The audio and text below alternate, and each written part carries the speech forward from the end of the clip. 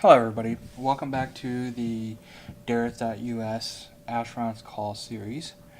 What we're going to be doing today is focusing on the first 10 levels in order for us to really be able to start the questing system within Asheron's Call. The thing about it is normally at the very beginning of character creation there is an option for us to skip and gain 5 levels really quick. But because of the fact that that is used so often, what I'm going to do is actually take you through the opening quest system as well as some of the things that are embedded when you first start playing Asheron's Call. So let's get our screen set up. At the very beginning, you have the option to expand the screen to make things a little bit more visually appealing for you. Because I'm running in a resolution of 1920 by 1280, I believe, or 1920 by 1200. My screen is a little larger than most. So at the very top, you'll see, the very top right-hand corner, you'll have a radar. This green lock button locks and unlocks your radar, the ability for you to move the screen around. Before the Throne of Destiny expansion pack, you actually had to use a third-party program to do this. Since Throne of Destiny, Turbine has added things that will allow you to do things a lot easier. So this is the normal setup that I normally do. I like having a 2-bar system for my quick slots down here. This right here is your normal bag slots. At the very beginning, this right here is what you use for using war magic. Now, each magic has their own what's called foci, and because of the requirement of foci, it actually takes up bag slots. For a full mage, you will use 4 foci. There are some people who have learned all 5 all 5 magic skills, so they use up 5 of the 8 total bag slots that are available. Now, for quick usage on how to use this, instead of using the standard keyboard, what I normally do is take the main bag, drag and drop it into the 9 key right down here. What it allows you to do is whenever you hit the number 9, it will open the bag and allow you to, even though it doesn't close the bag for you, it will allow you to open the bag and you'll be able to close it or move on to something else. So let's begin. The very person in front of you is called a society greeting. In order for you to start your opening quest, you actually have to give him an item. So going through all your different items in your starting bag, this blue crystal called the Calling Stone is what you have to give him. So the best thing to do is walk up right up to him, grab the Calling Stone with your mouse, and just drag it over and drop it on top of him. He advances your quest, which will allow you to continue to move forward. So as you go through the doors, this is the part where you can skip the opening quest and move on to the world of Asheron's Call itself. This individual right here, Samuel, will actually advance your quest to the next section, or you can go over here and speak to this individual by the name of Jonathan, and he will give you another crystal in which you hand back to him, and he'll take you to the very beginning. Since this is a tutorial system, we'll start from the very beginning. So when you talk to Samuel, he'll actually tell you that there is a how to use your bracket keys to move by through the nearby items.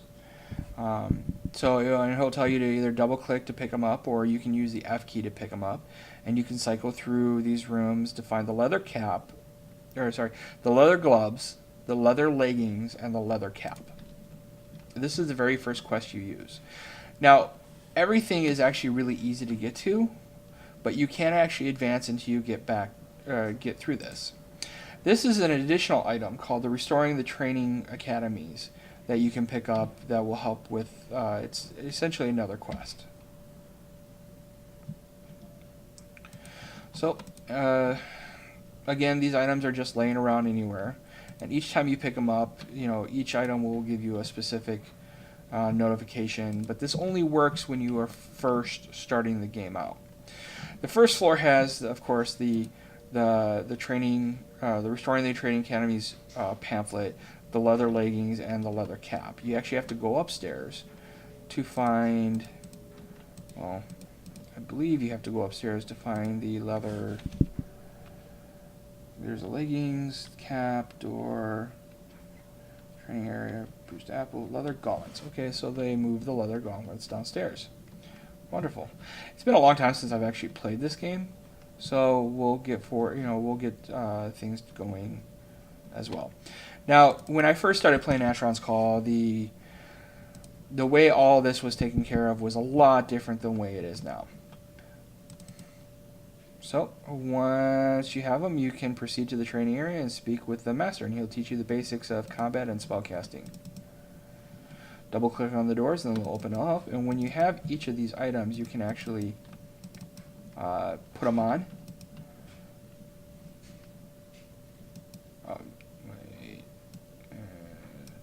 Yep, there you go. Wonder if he actually gives you... Yep, there you go.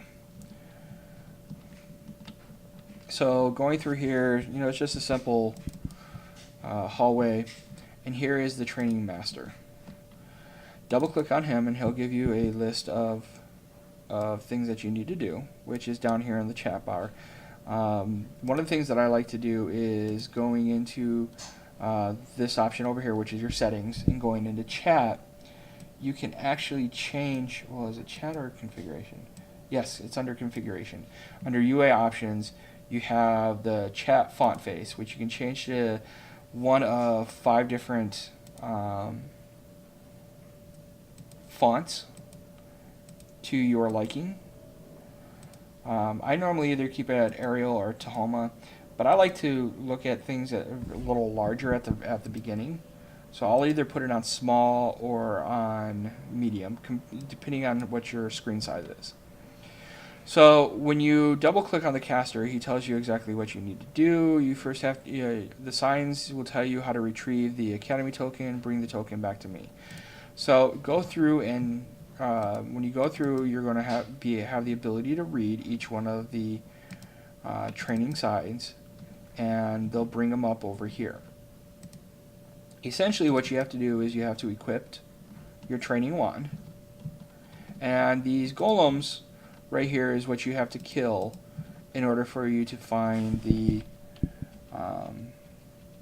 training token that you're looking for.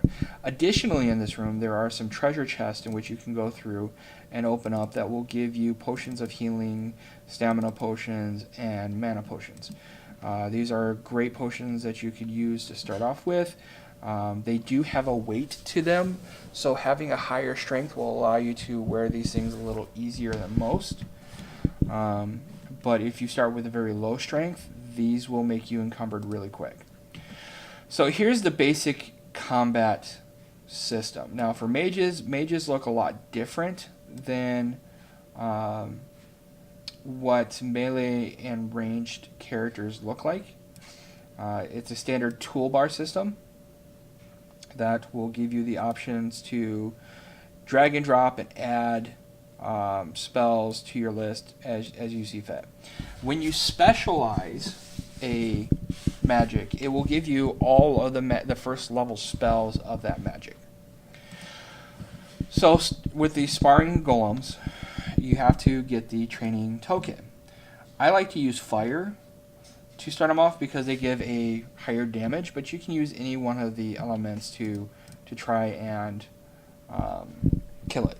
Now, at the very beginning, you can do the course to the sparring golem, and well, voila. First thing you kill, there's an Academy token right then and there. So once you pick it up, it tells you to take it over to the master, and then you just do that, and boom, we have obtained our first level. Now, our first level has given us 1,000 experience. So when you go over to this arm, this is what your level things look like. Under attributes, this is how your attributes are set up, depending on how you set them up, and the skills are over here. Because of the fact that we actually started with a very low endurance and very low health, what I like to do is use all my experience that I just gained to bring my endurance up.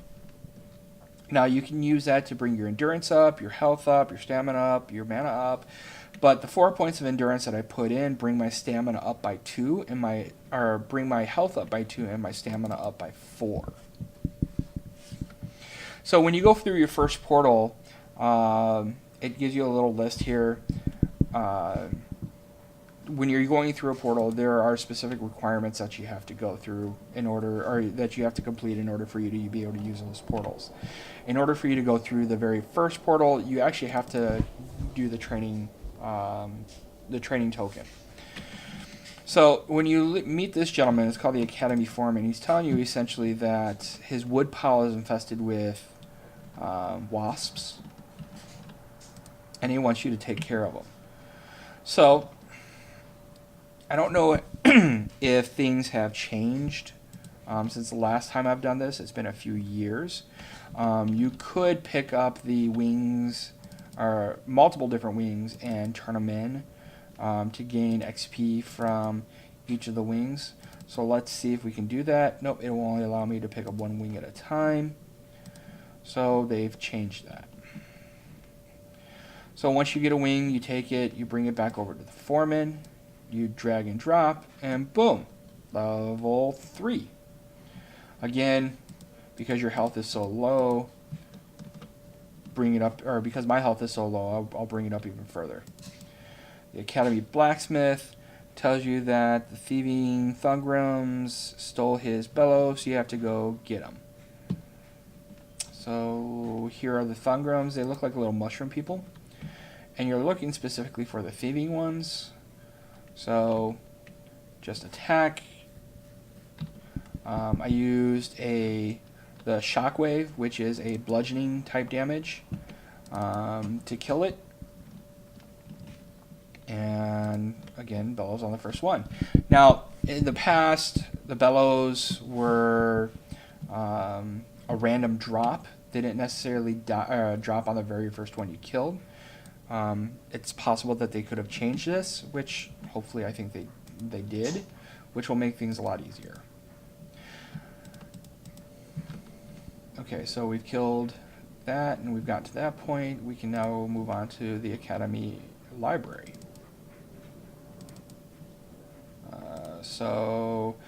When you turn the bellows in, it will actually give you a key, which you can use to unlock. This is the first time you actually ever use the unlocking system. You do have the ability to have a skill, which you can train later on, called lockpicking, or lockpick. What that'll allow you to do is actually pick the lock of doors that are locked. Not every door has a key, and there's only doors that can be opened by lockpicking, but most of the time there is a key. So when you get to the Academy Researcher, he is a vendor. The first thing he has the thing that he has that you really need is the oil of rendering. When you pick up the oil of rendering, or you purchase the oil of rendering, it will actually go into your backpack. Double clicking on it will give you this radial menu that you can use on certain items. When there's a red cross through it, it means it can't be used on there. When it's double or triple circles, that means you can use on it. The oil of rendering can only be used on the weapons that you're using. So because we're using a wand, boom.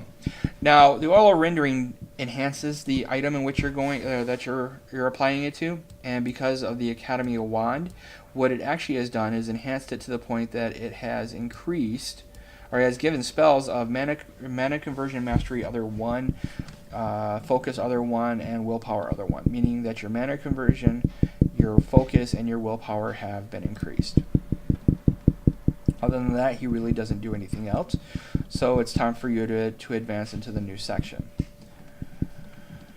So up here is you have 3 individuals that you can talk to. You have the wordsmith, you have the Academy shopkeep, and you have the senior guard, as well as the Academy crier. The Academy crier tells open in chat that double click on me to hear what I have to say. So you go over and walk on him, double click, and then he'll tell you a secret. Essentially, he tells you that to regain mana, stealth, or to regain stamina, health, and mana by lying down. Double click on me to hear more tips. You can go through and hear a bunch more tips. I think he has 10 tips in total that you can listen to. We won't go through each one. We'll continue on with the quest for now. So, the wordsmith actually tells you or gives you a chat guide. When you read on it, it's just a simple little tutorial on how the chat system works, how to whisper somebody, how to group chat with the general chat, so on and so forth. You can also purchase a letter from home from this gentleman, which is a shopkeep, as well as containers, keys for like lock picking, miscellaneous things like healing kits, and spell components. At the beginning, you get 25 total tapers, which is an item that you need, as well as 5 lead scarabs. So we'll move forward with this later. One of the things I do suggest doing is, because we are doing a mage, it's a good idea to purchase packs so that you can hold more stuff. So as a mage, because you're going to need 4 open slots for your magic, it's best to just buy 2 additional containers and then move forward from there. So once you get the containers and you've got everything that you can, you talk to this gentleman right here, and he tells you that the hive has broke through the outer wall, or the Ulthoi have broke through the outer wall, and you have to go and kill him. It says go through the portal to talk to the sentry, which is this gentleman right here. And you talk to him, and he tells you you must infiltrate the hive, travel deeper as you go, find the adolescent Ulthoi and kill it, bring back one of the orbs. Now in the past there used to be a chest up here that you can get, and when you opened it there were items, or there were more potions in there. Let's see if this is the treasure chest that they moved it to. Yep. So just go in, pick these up, which will always go to your main backpack. You can change this up later, but we'll just go through and just use the default settings. Here's another treasure chest. It's always good to have these. Now you can use these as a quick a part of your quick slot bar down here, so that when you're in an idle mode like this, you can just hit the appropriate number and it will automatically use the item that you're looking for. So we have to go through and find an adolescent Ulthoi. So we go through. This is a life stone. What a life stone is, it allows you to save your location. If you die, you come back to this point. And it will also tell you to attune your spirit to the life stone when you will resurrect here after you die. This is considered a standard door. When you look at those, you normally know that there's Ulthoi around, which are these giant insects. Or sometimes it's just an abandoned Ulthoi hive. Now, Ulthoi are vulnerable to bludgeoning damage, so we are going to go through and use our shockwave to kill them. Doesn't take much to kill these Ulthoi at the very beginning, but in order for your shockwave to actually hit them, you have to make sure that you clicked on them to kill them. In this area, it looks like when you attack one, it's going to attract the others, and because our health is as low as it is, it's a good idea to kill these as quickly as possible. Oh, that was a misfire. Now, sometimes these Ulthoi will drop items, so when you double click on their corpse, there's possibilities that it will give you the items that you're looking for.